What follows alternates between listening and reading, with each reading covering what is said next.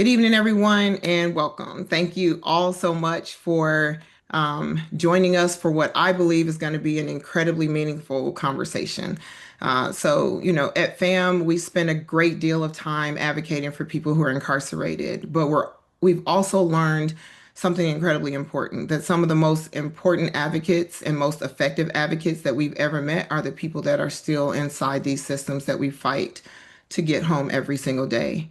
For years, FAM has worked alongside people who are currently incarcerated, not just advocating for them, but learning from them.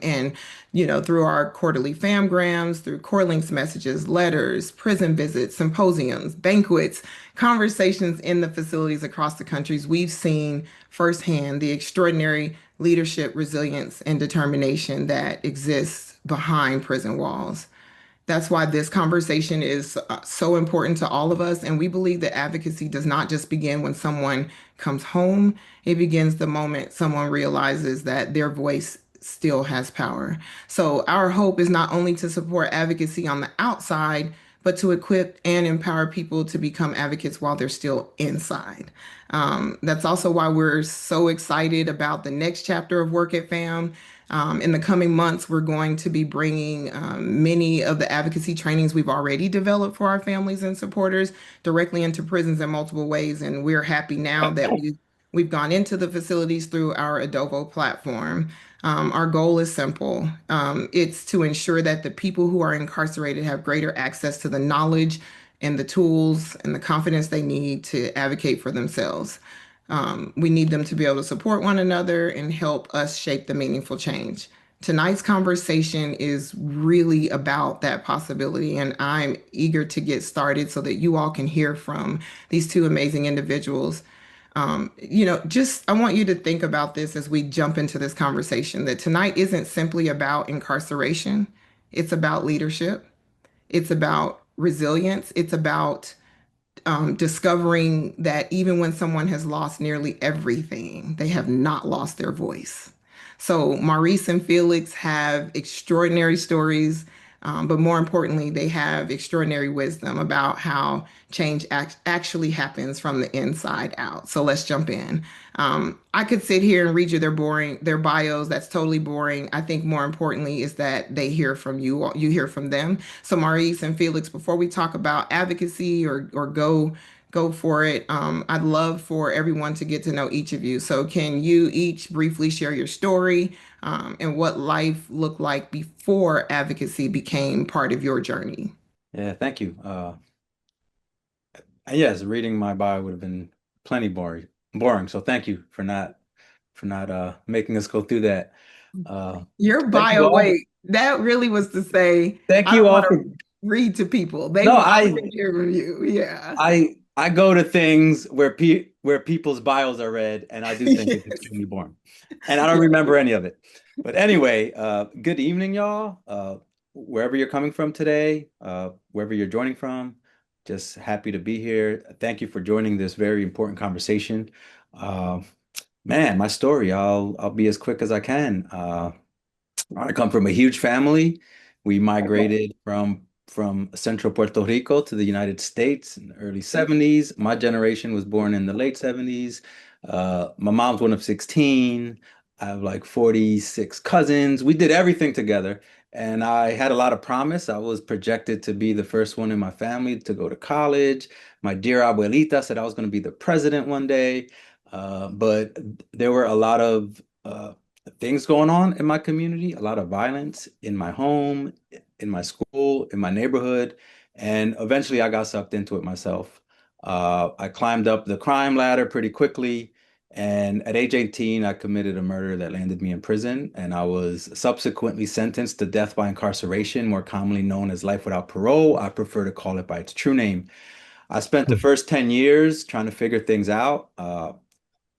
In an extremely twisted environment where all that's good is bad and all that's bad is good, and trying to figure out how to make it. And I got in a lot of trouble. I spent a lot of time in the restricted housing unit, aka the hole, for my first decade. And then I had this moment when I realized that what I was doing wasn't working and that I had to try something different. So I started getting involved in a lot of things in the prison that I didn't even know existed before this. I ended up getting a college degree. I ended up starting my own programs, and I was fighting for my freedom the whole time. But it was mostly an isolated fight. It was me and my mother and the attorney, whoever the attorney was at any given moment, just trying to figure out how I was going to get my case overturned on appeal. That's extremely isolating.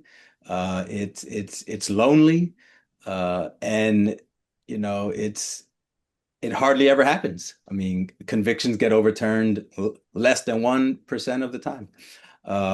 And so just denial after denial after denial, paying the lawyer to do the next thing. And then I got involved in a movement to end the sentence of death by incarceration. I co-founded a group called the Coalition to Abolish Death by Incarceration, and my family got involved, and I got involved, and suddenly we weren't alone anymore. It wasn't isolating. We were in community, and we were realizing that we weren't alone. And my mother, I'll tell this story later probably, became a full-blown advocate. She went from someone who kept this part of her life a secret for over 2 decades to someone who was organizing meetings with legislators, talking at different community events, in front of a microphone at least once a week, somewhere talking about this. And that changed us. That changed our relationship. It changed the fight. Ultimately, I ended up escaping from my sentence during year 27 via governor clemency, which is extremely rare here in Pennsylvania. But it happened during a brief alignment of political stars 4 years ago. I just had my 4-year freedom anniversary on Saturday. And I was able to dive Mm. headfirst into this amazing life I now live. And I'll stop there Mhm. and we'll probably pick up on that later. Ah, it's my turn. Can y'all hear me? Everybody can hear me? Okay. I congratulate you, brother. An amazing story. Uh, I'm not as accomplished. I don't think that I'm as accomplished. It's amazing what you did inside, man. I congratulate you for creating that organization inside and never giving up and persevering and Mhm. ultimately gaining your freedom. And for me, I know you empathize when I walk out on my back deck in the morning and look up and see the just like to see the green leaves out in certain places. Some places you've seen none of that. Yeah. Places I was at, and it's a blessing. It's amazing things you take for granted. Mm. Um, as far as my name is Maurice McDonald. As I sit here at work because I got my times mixed up. Uh, I'm 55 years old. I was born, 1971 in Los Angeles, California. My grandmother took me from my mother when I was like one, and we traveled the country and ultimately ended up in Little Rock, Arkansas. By the time I was like 5 years old. And from the time I was five through high school, I was back and forth with my mother in Los Angeles and with my grandmother in Arkansas. Uh, my ethics, morals, and I give to that. She taught me to have a real can-do spirit. I didn't know this what she was doing. I just thought she was working me like a slave. So, she taught me the hard work ethic, which I retained, and I understood that as I got older. And like yourself, by being in Arkansas, which was a retirement state at the time I was growing up, but by always being back and forth from Los Angeles to Arkansas, kind of grew up in two places, so two different cultures. I learned how to be fast in LA, and I learned, substance in Arkansas. When I was old enough to decide where I wanted to live, I chose Arkansas. I saw the logic of it at an early age. And like yourself, everybody called me smart, said I had genius potential, and everybody had great aspirations for me. Um, I see you have. I really didn't have that. When I was with my grandmother, she taught me the importance of family, and I was going to all the family reunions and things of that nature. So I learned my broad family really well. And when I got older, I got involved with certain dudes and certain things, and I ended up falling on the wrong side of the law. And got to, I had to lead a drug operation. And when I was 27, I got um, the authorities came into my home, 6 o'clock in the morning, guns blazing, and they shot me once here, and they shot this finger off, which was reattached, and I was locked up that day, and I was ended up going to trial and got convicted of 4 counts, and I got convicted. There was all three drug convictions and one firearms conviction. The one they shot out. It was I was in the morning. It was in early in the morning, like 6 o'clock. I was asleep. Had been out partying that night. Woke up to gunfire. Well, I guess it was subconsciously. I knew that somebody was in my house, and by the time I figured it, I reached. This is what I'm told because I really don't remember any of it. Like I said, I was asleep. And they said, I reached and I drew, and they start shooting. Right. They were trying to, of course, the authorities are trained to aim for the center, but I had a protective shield over me. And one bullet only hit my hand, shot the gun, hit the hand, hit my hand, and hit me right here. So they said it was bullet holes all in the headboard. So God willing, every all those bullets missed me. Um, So I was locked up that day, and I was ultimately convicted of four drug convictions, and I was sentenced to 3 life sentences, like you say, death by incarceration. I was sentenced to 3 life sentences in 20 years.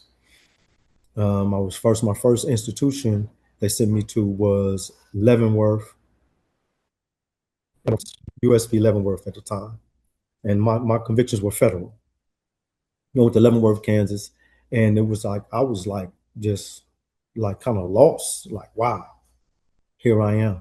I was 27 years old, and I was just looking at my situation, and really my first 4 years in there, I was just trying to navigate that environment. You know what I'm saying? I was around a lot of heavyweight guys. It was like had that that young mentality, but I've always been a thinker. So I think a lot of the guys there saw that in me, and some real men that I admire took me under their wing, and they taught me how to walk in there and to stay out the way. You know what I'm saying? I would yell out some names, Jerry Lewis Bay, that people might know. Um, there were a lot of in the '90s for the feds. I don't know if people really realize it, but anybody who had a brain that could think, that they felt like they couldn't control, that were leaders in the street, they were trying to eliminate those guys. I never got apprehended with any drugs. All my they ended up sentencing me for 150 kilograms of powder, which I've never had a drug charge. I've never been apprehended with drugs. I didn't have any control by. So that was literally, I don't know if you heard the term ghost dope. It was literally all ghost dope. They had no drugs that were apprehended for me. They ain't going to no house and find no drugs. Nobody got caught with any drugs, said they were mine or anything. So the fact that they gave me 3 life sentences with no physical evidence and nothing, had just phone conversations, which that actually just may be what they wanted it to be. Like, for example, one of my charges were where the guy said 15 on the phone, and they just made it be what they wanted to be. Uh, the judge said, and this guy testified against me, and he told the truth on the stand. He said, "Yeah, we've done these dealings, but that particular charge, we weren't talking about 15 ounces of crack. We were talking about 15 pounds of marijuana." The judge still told them no matter what, they could convict me as charged. So they convicted me to 15 ounces of crack. Said that.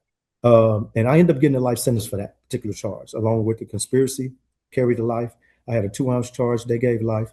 And, I was sentenced to that. So in 2000, so when I got to Leavenworth, they were telling me that I was asking, how could I do this? How could I get out of this situation? I never gave up hope. So I went in and I asked the guy, They said you're the best. They pointed me in the direction of him, and they said you were the best. So I went around there, and he was asking me, he was like, do you really want to get out of prison? And I was like, yeah. He was like, well, you don't need me. I was like, what do you mean you don't need me? I don't need you. He was like, if you really want to get out of prison, man, you don't need me. You could do this yourself. And I was like, well, teach me. And he gave me a case. I'll never forget it. It was U.S. versus Edwards. And make a long story short, he told me to go find the action in this case. And I took the case, and for about 3 weeks, I couldn't find the action. I couldn't find the action. So I finally went back to him, and he showed me. He took the case, and it was Sandra Day O'Connor.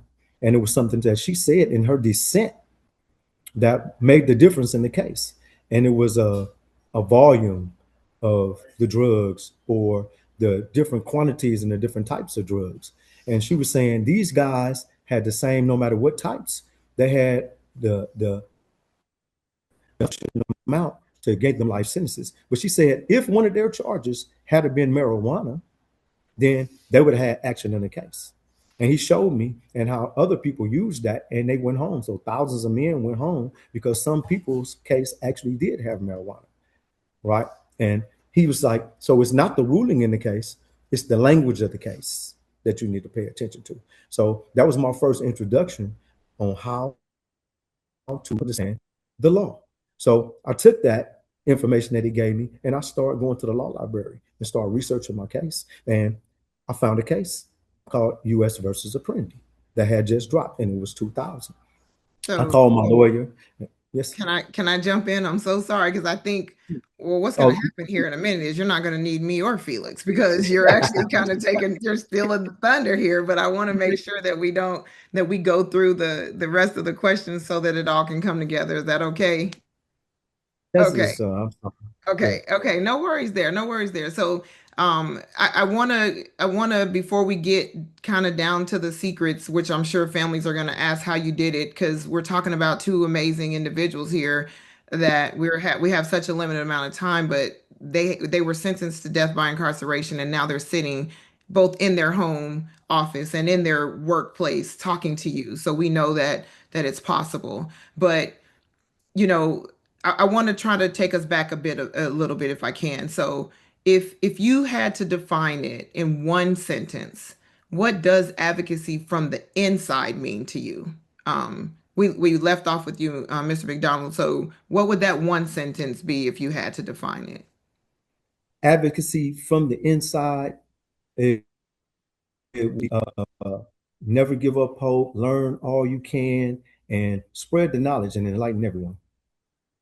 And I love that. Come on, Mr. Rosado, what about you? It's an act of defiance. Doing anti-prison work inside a prison is no easy feat. Uh, Well, now you Definitely. got some eyebrows raised, I'm sure. A lot of people hope is huge, and to me, it's the thing no one can take away. So I know for a fact, fighting for my husband's, freedom, that many people inside feel powerless. So if both of you could speak, briefly before we transition on, what helped you believe that change was even impossible? I know Mr. McDonald started to kind of go into that in, the exchange with the gentleman in the law library, but if you had to pinpoint a moment when that hope kind of empowered you? What helped you believe that change was even possible? Well, like I was saying, the fact that the case I found, and this case was unrelated to my circumstances at all. It was a guy named Apprendi in New Jersey, and it was a racial crime where he shot inside these people's houses, and they sentenced him like to 2 years above his statutory maximum, and he won that appeal it, which is rare, and go to do a writ of certiorari, and he won his writ of certiorari, which is rare in a criminal case. But the fact that we could take that ruling and apply it to a drug conviction, that sparked an enormous amount of hope in my life, and I was able to utilize that case, and give back 2 life sentences and 20 years from something that he did that wasn't unrelated. Man, oh, Mr. Rosado, how about you? yeah, I mean, when it comes to powerlessness, prison is the ultimate uh, powerless situation to be in. People out here are starting to get a sense of what fascism is like. Prison is the ultimate fascism. You have no control over, what you do during your day, what happens any given day, any given moment. People just come in and basically enforce whatever rules they want, depending on how they feel, right? All of that. So all of this out here actually feels eerily familiar to me. It's not anything new, right? Waking up every morning and looking at my phone and seeing the latest low we've arrived at as humanity is something I experience every single day on the inside. So I know this well, and I also know that within the most powerless of situations, there are also opportunities to take some of that back. And you spoke about hope earlier being the thing that no one can take away. It's also not a given or something that just automatically happens or just drops down from the sky. It's something that has to be developed and created every single day. My favorite abolitionist, Mariam Kaba, likes to say that hope is a discipline. It's something that we have to work at and make a reality. So I started finding hope in little things. I was appealing my case for most of my incarceration, like Maurice was, and I would stumble across a line or two buried in some case law that gave me a little bit of hope, and I would write it in a notepad, and before long, the notepad was filled, and I'd start reaching out to attorneys. Uh, but for the first 2 decades of my incarceration, that was the only way out. Try to be one of the less than 1% of people who gets a conviction overturned on appeal. There was Mhm. no talk of legislation being passed. The door was completely shut on commutation because of something that happened a year prior to my arrest, right? Mhm. Next three governors wouldn't touch it. It wasn't even worth filing an application. So this was it. Like this is all we had. Try to get your conviction overturned. And as I said earlier, that's really hopeless, and isolating. But I continued to do that. My approach was I'm going to fight for my freedom no matter what it takes, and I look, I totally understand why people don't, right? It's hard to be inside that ring, right? You're gonna get your ass kicked inside that ring. Yeah. You're gonna get a broken nose and broken jaw and bloody mouth and all that. But the way I looked at it was, as long as I stay in there, getting my ass kicked over and over, as long as I stay in there, I might one day land a lucky punch. And that's exactly what happened at the end. I landed a lucky punch. And so that's all it was. I'm no better than anyone else who's still inside there. My teachers, my mentors, the guys who taught me so much of what I know about so many things are still in there and deserve this just as much as I did. But I was fighting. And so I I get why it's so hard, and some people choose not to. Right. And I have no judgment on them because everyone has to do this sentence however they feel, best doing it.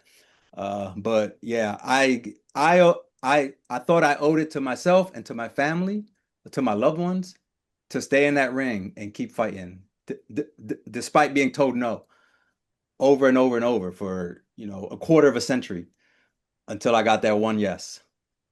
Man, this is powerful, and I can appreciate what both of you have said. And I one second, because I want to make sure I acknowledge Miss Milano. Miss Milano, I'm going to lower your hand just because we have a Q&A session at the end, because I know people want to ask these gentlemen questions. So I'm not ignoring you. We're going to get to you.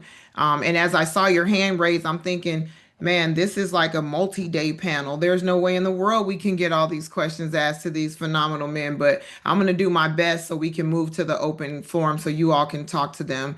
What's crazy is I'm still in the top 5 questions we got, but I'm going to try to move us along. You know, I want to say this and then ask you all to both kind of respond to it if you can in maybe 30 seconds or less. Um, as a survivor of crime, my first husband being murdered, to me, it's really important that as a survivor for second chances, having endured that it's important that people understand that second chances and accountability can coexist. So if you all, both of you can take, maybe, and I hate to put it in 30 seconds or less, but how did your understanding of justice and accountability evolve during your time in prison? Like, can you talk to our listeners about that? Well, it Okay. it got flipped on its head, and my introduction to restorative justice had a lot to do with this. Restorative justice found me in year 12 of my incarceration through a book. I became super passionate about it. I co-founded a restorative justice education project called Let's Circle Up and continued to do that work until I came home. So that's how I got a lot of my understanding about justice and accountability. Like most people, I was conditioned to see justice as synonymous with cops, courtrooms, and cages, right? And accountability with punishment. But what I learned is that prison is actually the antithesis of accountability, right? All you have to do to be accountable in prison is not escape. You don't have to work on yourself. You don't have to make amends. You don't have to put things more right with the people you harmed. You don't have to face them. You don't have to hear about how you impacted them from them. It's they keep you separate from them so that you can't even do that. All you have to do is sit there. And I'm not saying there's anything easy about prison. It's straight up torture. But it's a lot harder to come face to face with someone you hurt, uh, listen to how they were affected by you, and then actually do something about it. To me, that's accountability. That's active accountability. Prison is extremely passive. And the goal of justice should be to heal, Yeah. right? Like not to punish, not to separate. Survivors are still in the same place that they were 30, 40, 50 years ago when they That's lost their loved one or whatever the harm was. And if that doesn't say everything that we need to know about the current system, I don't know what can. There's no room for healing. right. The system puts both people in this moment and leaves them there forever. There's no way to move out of it unless we move to something different. Felix, I can tell you now that when we jump down into the survivors for second chances, you're going to be the first person that I get on a panel with. As a person whose husband's murder it's never been solved, what you just said in these few minutes really helped me. Um, really helped me. And I appreciate you for saying that because you're absolutely right. Like it never changes for us. And our system warehouses and rehabilitates. And I think the most effective thing we can do is come together to spread the word and that your healing doesn't equate to my non-healing, right? We can do this together, and I appreciate you saying that. So stay tuned because I'll be back for you when fam comes circles back to the Survivor series.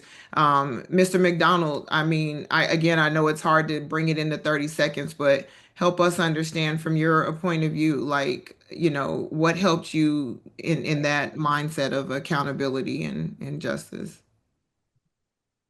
Well, so as far as accountability for me, like he said, you coming up in the street, our circumstances are different, our crimes are different, so we'll have different viewpoints and outlooks on things.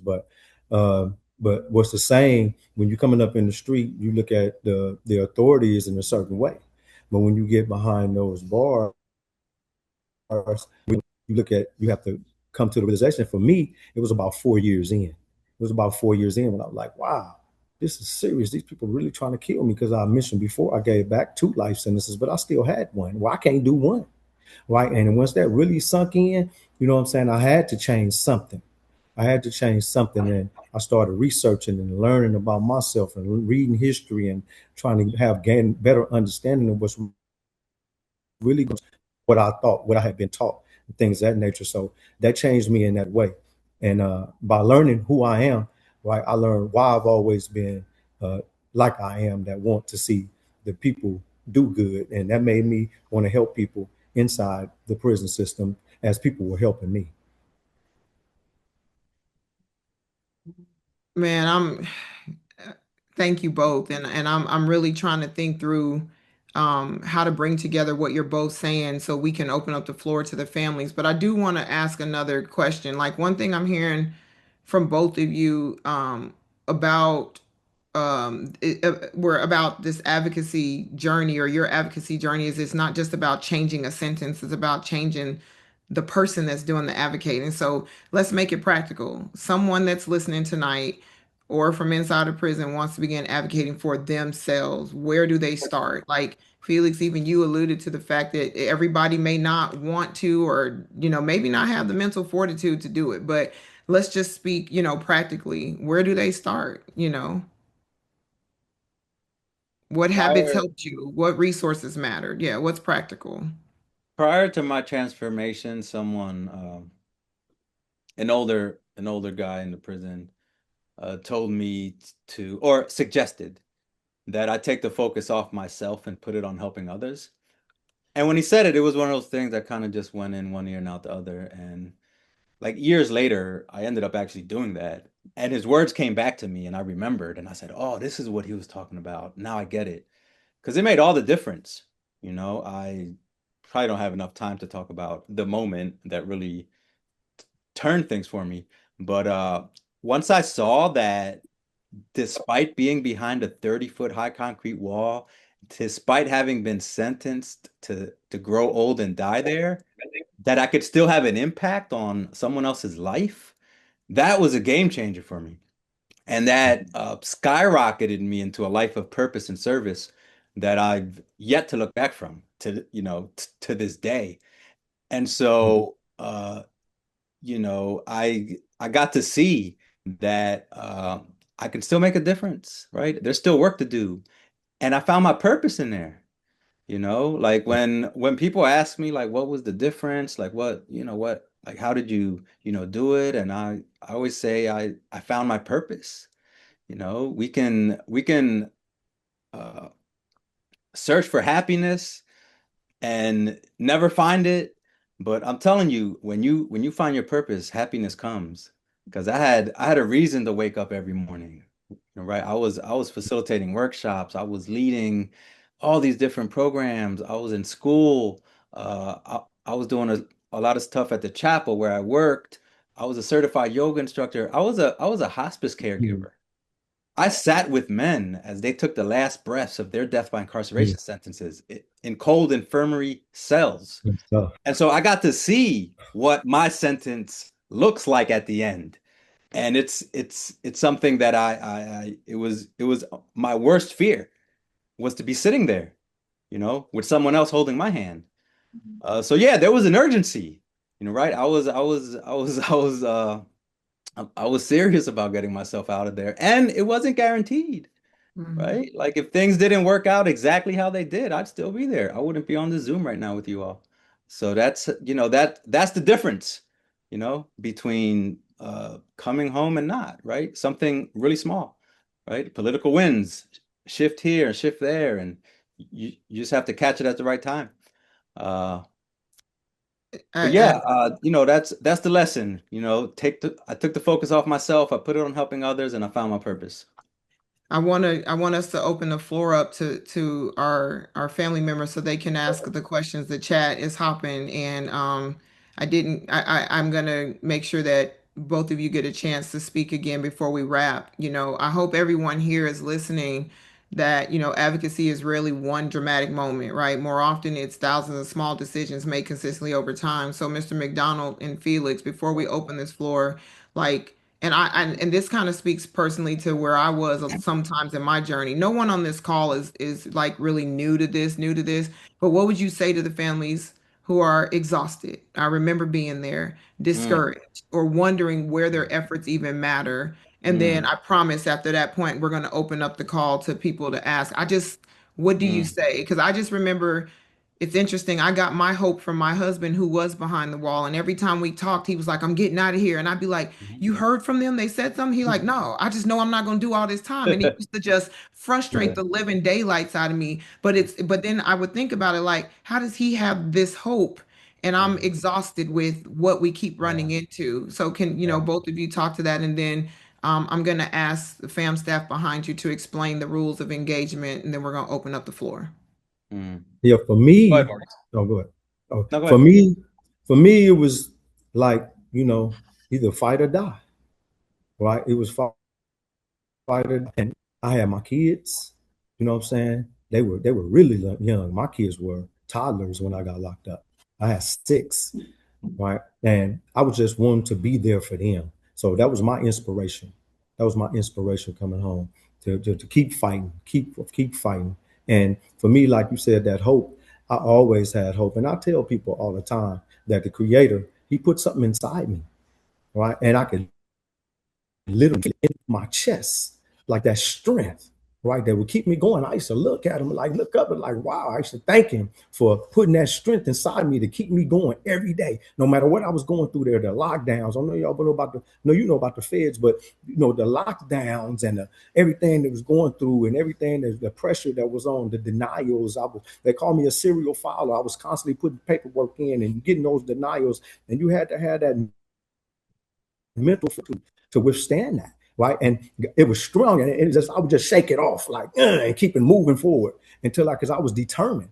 I was determined to get back out here. It couldn't be the end for me, right? So I just tell people in there to don't never give up, and like you said to the families, listen, family members, don't stop doing what you're doing, and don't never think that it don't matter because every single little thing that you do for your people inside, they appreciate it. So don't think that what you doing, it ain't nothing.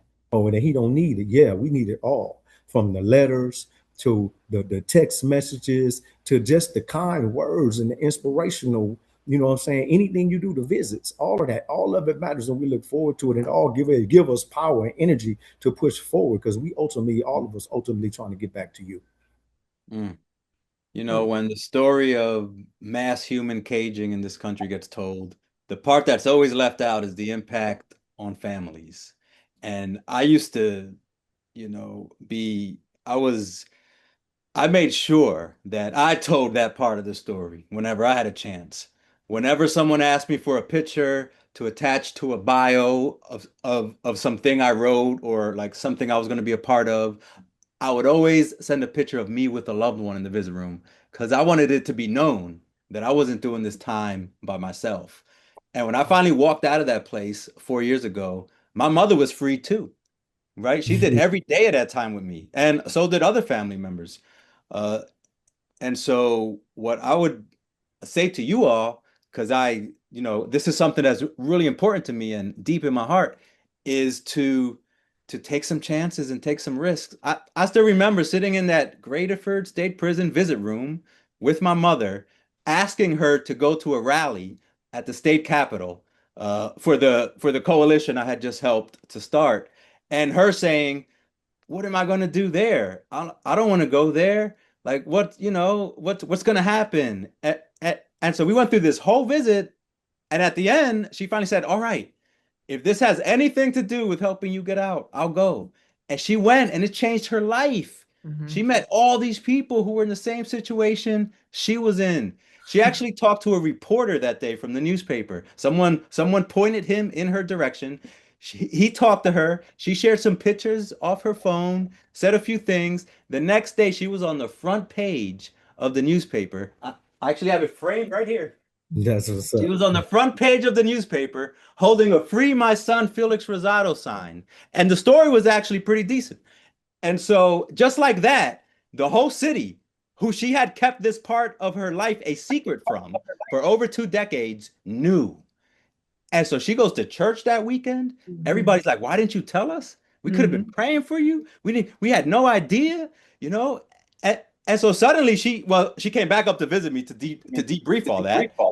And I was like, "Look, I mean, you know, what do you want to do now?" And she said, "What's next?" You Right. know, and so then she's at the next event, you know, then she's organizing meetings with legislators, getting them to vote for this legislation that we were trying to push at the time. So she became a full-blown activist after keeping this piece of her life a secret for so long. So I would encourage you all to do what you're doing now. Find other people who are in the same situation with you, get power from that, figure out what the next move is, what legislator do you need to talk to, what meeting can you organize in the community? What rally, what forum, whatever it is. And so that gets you in the spirit of moving, not Right. just sitting back waiting for the lawyer to answer, waiting for the judge to issue the latest denial. You know, it actually puts you in a position of empowerment That's rather right. than just sitting around waiting for things to happen. You have agency, and you just, my man, I went back in my moments when I took the chance and I married my husband in a federal prison, and families and people thought we were crazy. And I'm like, you don't know this man that I love. Mm, And then I mm. proudly walked around with my I love my husband t-shirt. And then people would ask questions, and it opened Yeah. the door for me to tell them about our story. And Mhm. so, yeah, I love that you said that. Okay. Man, we are so far past the time of opening up the floor. A couple of Mhm. housekeeping measures I want to cover so then you all can talk and or ask your questions. I know we're not gonna have a lot, but here we go. So there's a 2 minute time limit for your questions. We got a small sound that Alexis is gonna play. Please, when you hear that, please give us, please stop so that we can make sure that other people can get their questions in. This is what you'll hear. It's gentle, and we don't want to feel Hear like nothing. we're cutting you off, but we want you all to hear, be able to get your questions answered. The other thing I want to share is, because I don't know if those of you that did or didn't hear, but this panel is being recorded. So if that prohibits you from asking your questions, I want you to know that. And let me pause briefly if there's anybody else on FAM staff that wants to add to what I did or didn't say, because I'm on fire to open up these questions. If Let me you breathe. are on the phone, to mute and unmute yourself, press star six to mute and unmute. If you have a question and would like to raise your hand, press star nine. Mm. Star nine. Okay, and I just learned something. you and me both. I'm telling you, listen, the thing about leading this organization has nothing to do with how brilliant I am, and everything to do with all the people that work here that keep this show on the road. Okay, so the other thing is we will email this out to the participants. So if you want the recording, you want to share it, please share it, but we'll do that. All right. It's Miss Milano, Cecilia Milano. Man, you've had that hand raised. Your arm has to be tired. Come on, let's go. I just can't wait. These guys, I have to commend them. Gonna be 65 next month, gentlemen. And I've had Mm. a child that's been incarcerated. They've been taking him from me since he's 9 years old, 34 years now. Wow. And he just got an escape charge from not even being in custody. They sent him up to golf. All he has is a drug problem. Okay. Yeah. I'm advocating for this kid because he didn't deserve this. They've made him the biggest survivor I know, but they've made him so humble Mm. where he's afraid. Okay. And I get that, but you just sent him to a maximum security prison up in the panhandle for an escape charge and an accident hitting a female deputy Leo when he had his shirt pulled over his head. And when you had said healing, they haven't helped my child heal in Mm. 34 years. All they've made him is a better criminal as far as I'm concerned. I've asked the judge for leniency because he has disabilities. He was born with ADHD, Mm. OCD, and Tourette's. Mm. So over the years, he's developed manic depression, PTSD, bipolar, and he's borderline schizophrenic. And he has a child. And I can't tell you, it's always 3 years, 4 years. But as far as I'm concerned, I've been sentenced to a life sentence with him. Yeah. I'm his only voice, like your mother, Felix. Okay. I just got in control of the inspector general. I wrote a letter, email to the warden of this facility because, from what I'm hearing, 5 stabbings. He just got there within a week. He got his top lip split wide open. Didn't want to ask for stitches because he didn't want to go into the box because it's Florida and it's hot as hell. Mm. And they're inhumane conditions of no air conditioning, Mm. nothing, no Mm. supervision. Drones are dropping drugs over the prison. And I don't understand this. And 2.5 decades ago, he went there and almost got killed.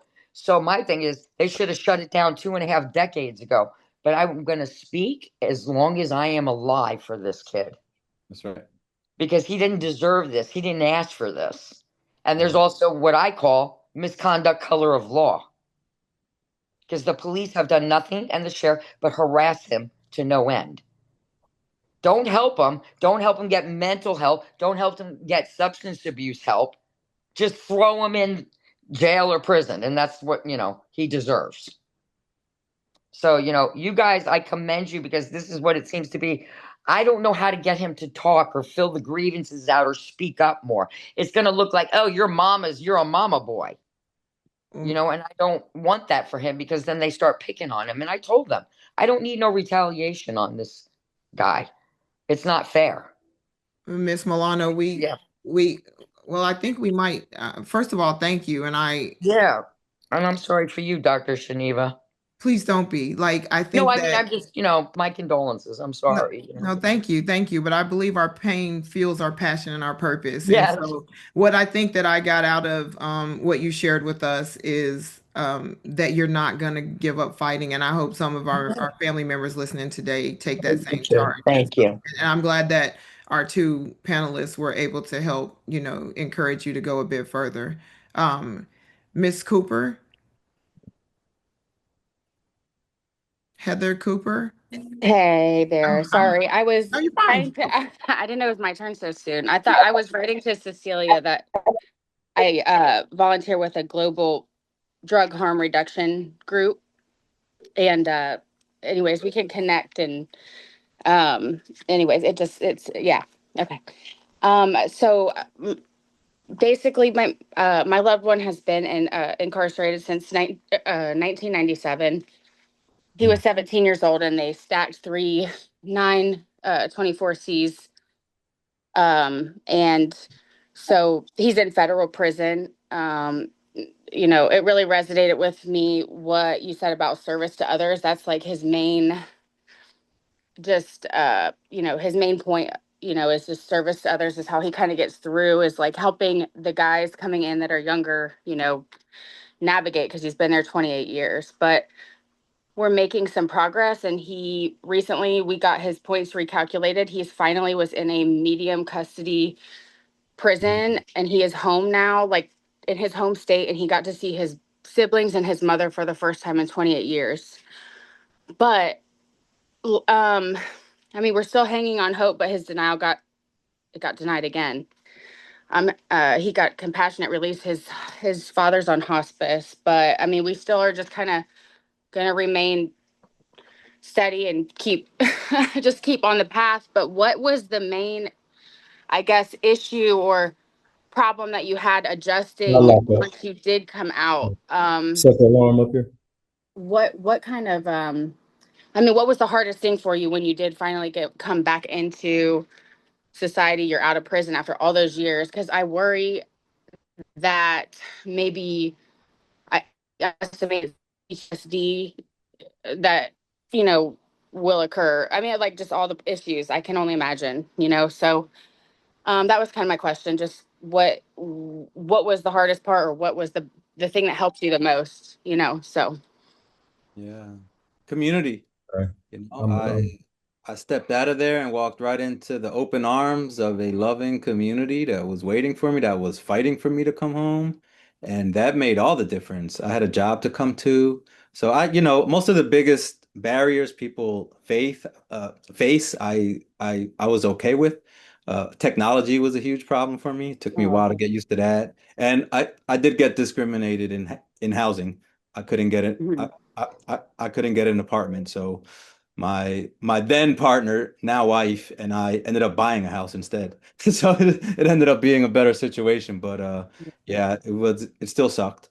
But Yeah. the people who helped me were the guys who did around the same amount of time I did and got out before I did. So there was a large group in Philadelphia of guys who got resentenced under the Miller decision. Long story short, U.S. Supreme Court ruled it was unconstitutional to sentence children to mandatory death by incarceration. Pennsylvania had the most, 550, 300 and something of them alone were from Philly, and they were all out before I got out. So Yeah. they were the ones who were calling me and texting me and telling me what bank to open an account at, what credit card to get. They were taking me clothes shopping. So that was my reentry program. So many people ask me like, what program did you use? Who helped you? And I'll Yeah. say my brothers who came out before I did. And now I have the opportunity to do that for guys who come home after I did. That's Yeah, important. for Go me, ahead. it's a little different. At the same time, some guys that was out here trying to pull my coattail to a few things. Can y'all hear me? Yeah. Yep. Okay, we're trying to pull my coattail to a few things. But as far as coming out after doing all that time, there are going to be some barriers. There are going to be some things that gets to used. You're going to have to get used to. And I've been out 3.5 years. I don't think I never said that to anybody since I've been here. And it took me about 3 years to really start understanding things out here. To the stuff started to make sense. And what I really realized, and Miss Heather, Mhm. I don't see her anymore, but is she still here? She's still Yeah, I'm listening? here. It was Sometimes the it filters the through. phones. The Yeah. phones were a major difference. So you Yeah. gotta so your guy, he hadn't had these. A lot of us, I didn't mess with him while I was inside. I know a lot of dudes do. But that was the major difference for me. And because the things that it did to people out here socially, I didn't have that. So it was kind of Yeah. hard for me. It is still a little bit to relate to certain people. So just be Right. there for them. Try to explain a lot of stuff to him. He Right. might not want to hear coming out of the situation, being in that environment. We are attuned to certain ways we walk inside those institutions.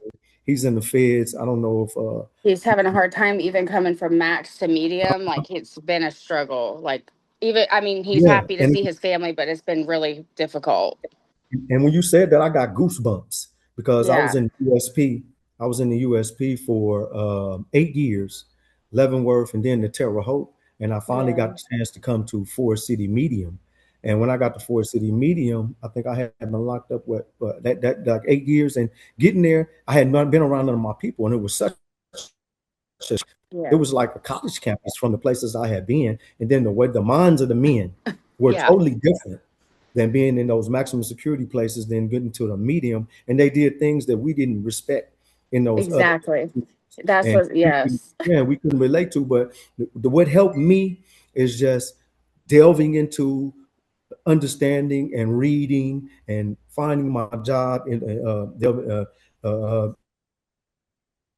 myself in my work, immersing myself in my learning, and preparing myself for the future. I still had a life Mhm. sentence. So, like I said, I always had that hope and I felt that strength. So I knew one day deep inside I would be home. So I just always tried to work towards that, communicating with my kids, communicating with my loved ones. Then I had some amazing people that supported me. Like I want to mention Dominion World Ministries. They were there and they would always be there from whenever I got down. I could call, be there to support them and just assure him and teach him about the way things are different Yeah. once he gets home. And to speak to the 924 thing, I think that 924C is a terrible law. It's a Mr. McDonald, you might be. So you just stole two of our future calls. We need you oh, my back. bad, So my hold bad. those. Yeah, yeah, yeah. Hold those for me if you will. And I'm looking at the clock and we got comments and I need to ask you all some stuff, but we do need to talk about a lot of those things. We need to talk. We do. And so I know my staff is grabbing all the topics. We're going to bring you all back with Mr. McDonald's and Mr. Rosado, but let me jump in here because I got two more hands, but we got some questions in the chat. There's a young woman in the chat who's saying she can't raise her hand. I'm going to get to you, and then Miss Smith, I'm going to get to you. But Mr. McDonald, there's a couple people asking if you could you quickly in a minute just or less go over they wanted to know the case law you referred to. Can you tell them again what that case law is so they can write it down and we can record it again on here, record You you saying talking, it? are you speaking of the one that I gave my first like two life sentences They're, about? yep, what they're talking about, yep, when you told your story first. Yeah, it was Apprendi versus New Jersey, or New Jersey versus Apprendi, and there's a state case, right? But once I don't know if y'all know, but once something goes to the United States Supreme Court and it's a ruling made, it covers anybody can use it. Anybody can use the language of that case, and all language in those cases become law, right? Apprendi versus New Jersey. It came out in 2000. I gave the first two life sentences back in 2000. It took me 16 more years before I got the other life sentence reduced. And I didn't get none of my convictions overturned. I wanted to just say that I just got my sentences reduced. And my end result ended up being a 30-year sentence, and which I ended up serving out. I did 24 years and 25 years. Apprendi versus New Jersey. Now, you might not have heard of that, but that was the root case. And I'm going to just briefly go down the rundown of the progenies of that case because I consider myself an Apprendi expert. So You had Apprendi versus New Jersey, and then shortly after, the major rulings that came after that was Booker and Fanfan. Booker and Fanfan came out about 2004, 2005. They had Blakely versus Washington. Or right before it was Blakely versus Washington. So you had Booker, Fanfan, Blakely versus Washington. You had the Pugh case. You had the Alene case. You had the Freeman case. You had the Rita case. You had the Claiborne case. You had all these were progenies of Apprendi. So let me show you why that was such a major case in that particular time. Because before that case came down, the prosecutor in the courtroom had all the power. Decided what to charge you with. He decided how to prosecute you for the charge. And by doing that, the state had the statutory maximums and statutory minimums, i.e., FAM.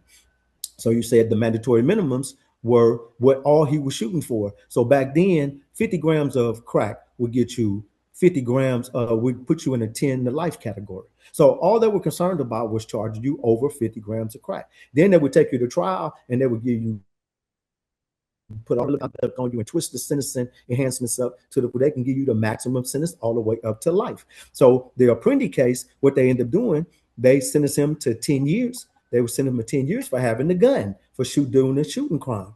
Well, when he went to sentencing, they said, man, you not only had a gun crime, you had a hate crime. So what we're going to do, we're going to give you 2 extra years for that hate crime. So that's what he appealed, that 2 extra years.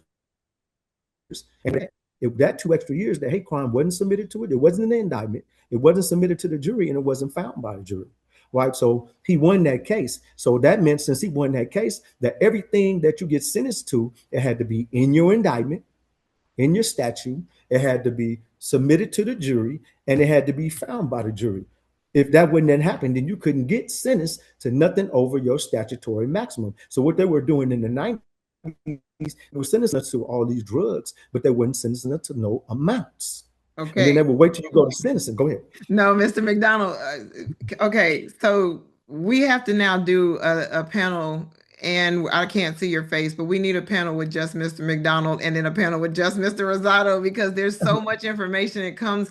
This is what I was saying at the beginning, and I wish we had more time, but this is what we need. And yeah, I think it's Catherine just said we need all the cases. We do. We need the time in the cases, but another thing, Mr. McDonald, I want you to say something before I cut over and try to wrap us out. And I do need to get to Miss Johnson, but also to say you have a book. So a lot of people can get the information out the book. And yes, it's a shameless plug, but plug the book. Can you tell them about your book and where they can get it?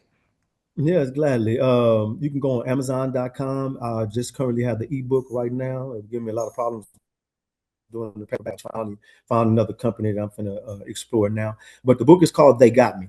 And what I'm doing in the book is I'm breaking down the first 5 things that you should do if you so happen to catch a charge. I don't care if you're one of the youngsters in the street, you're a heavyweight, or you're a corporate executive and on Wall Street, and you just happen to file some paperwork wrong, and the feds flag you and they charge you with a crime. You don't know what to do. Everybody's first thing to do is, oh, I need a lawyer. Well, you that you're gonna go get this lawyer, and he's in control now. So the book just breaks down the first 5 things you should do. And what I'm saying, the first thing you should do is just take a breath. Take a breath and look at your charge and understand your charge. And when you do that, everything will start to open up for you. But yeah, it's called They Got Me. And it's the first 5 things that you should do if you should ever catch a crime, because I think they should teach this stuff in school, and they don't. Mr. And I think McDonald, information that everybody needs. I know we Mhm. talked before about, carving out some time for you to talk about your book and just open the floor to questions. So for everybody on the call today, get the book. And then when you see us send out a message about we're going to hold space and time for Mr. McDonald to talk about his book and answer your questions, you'll be ready. Miss Okay, Johnson, thank you. you've been waiting, patiently. I know we're a few minutes past, and I want to get to your question. Can you give us your question? Well, it's not a question actually. My loved one is actually listening to everything, and he's currently incarcerated. He just wanted to thank the guys for his help and giving him the information and the resources because Amen. Absolutely. he's been trying. He's in there 40 years for a murder charge. He served 27. They keep telling him he has to serve the full 40. they tell him that he has a 30 year to life sentence, and that they're letting him serve 40. So we in South Carolina, and I follow fam, but fam, I know South Carolina be giving y'all trouble to try to pass laws here in South Carolina for the loved ones. Um, Well, I'll tell you this, Miss Johnson. Someone in the comments asked if we were just federal, and the answer to that is mhm, no. We're a national organization, and we fight everywhere for everyone. And it's not just South Carolina that gives us trouble. All states are. I mean, we all turn on the news. We know what's happening across the landscape of criminal justice mhm. reform. But and I know that we're at the end of time. But it would really be great if you can stay connected with us. If you could, someone please in the chat share with Miss Johnson the link to share her story, because the only way we can help and we can fight is if we know the stories where they're happening, and see what other resources we can offer. So if you Yeah, haven't we know. already connected with us, then we would love to hear your story. Yeah, And please thank your loved one for even just saying, staying on the line and saying what he said, because it's important for him.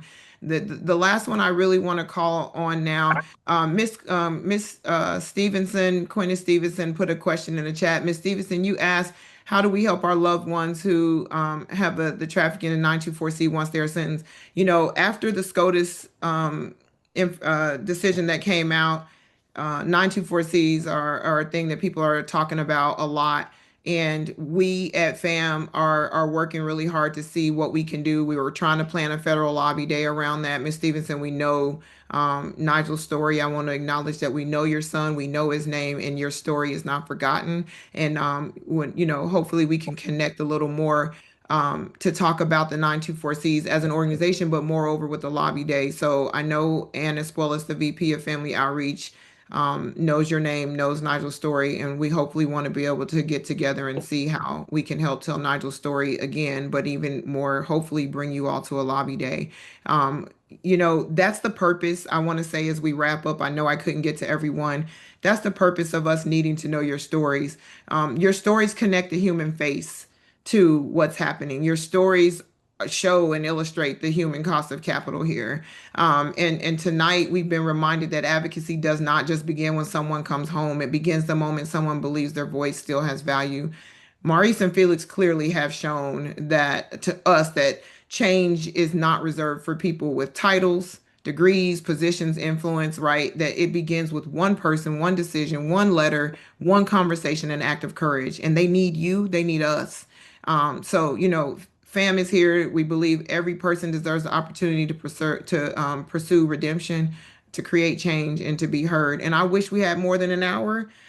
We have to find Right. more time. We got to bring Mr. Rosado, Mr. McDonald back clearly. But more importantly, as we exit this call, I'm just grateful to both of them for coming here and telling their stories and empowering all of you. Your voice matters, your advocacy matters, and even from the inside, your loved ones have the power to make a difference. Maurice and Felix, thank you. I can't Thank express you. enough that not only for you sharing your stories, but for you continuing to light the path for those who are still walking it. But also that I just want to say thank you, because we can't do any of this without you.